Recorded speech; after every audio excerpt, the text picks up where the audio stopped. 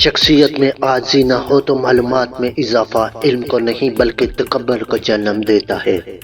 کامیابی کی پہلی سیڑھی کوشش ہے، کوشش سے غلطی، غلطی سے سبق، سبق سے تجربہ اور تجربے سے کامیابی حاصل ہوتی ہے۔ اس دنیا میں تھکاوٹیں اور رکاوٹیں ہر کسی کو لاحق ہوتی ہیں، لیکن جو چلتا رہتا ہے منزل پہ وہی پہنچتا ہے۔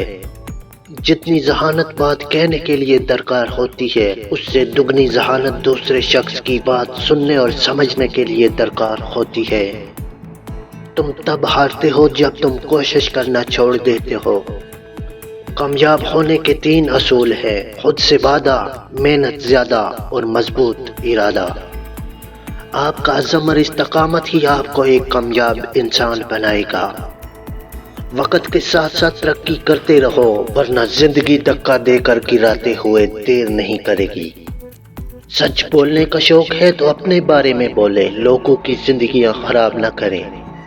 جب رسی سخت ہو جائے تو سمجھ جائے کہ ٹوٹنے والی ہے، اسی طرح حالات سخت ہو جائیں تو جان لیجئے آسانی آنے والی ہے۔ بے شک ہر مشکل کے بعد آسانی ہے۔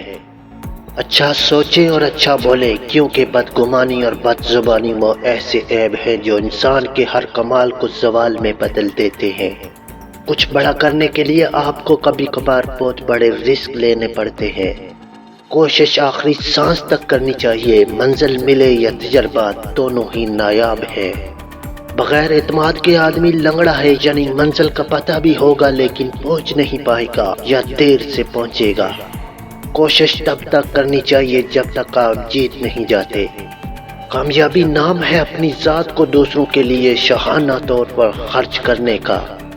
ریس میں جیتنے والا گھوڑا نہیں جانتا کہ کامیابی کیا ہوتی ہے، وہ دوڑتا ہے تو صرف اپنے مالک سے ملنے والی تکلیف کی وجہ سے۔ تو آپ کبھی بھی اپنے آپ کو تکلیف میں پاؤ تو سمجھ جانا کہ تمہارا مالک چاہتا ہے کہ جیت تمہاری ہی ہو۔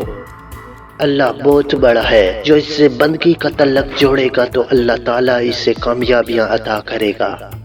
چھوٹی چھوٹی کامیابیاں بھی اہم ہیں، یہ ہمیں اعتماد دیتی ہے اور بڑی کامیابیوں کے لیے تیار کرتی ہے۔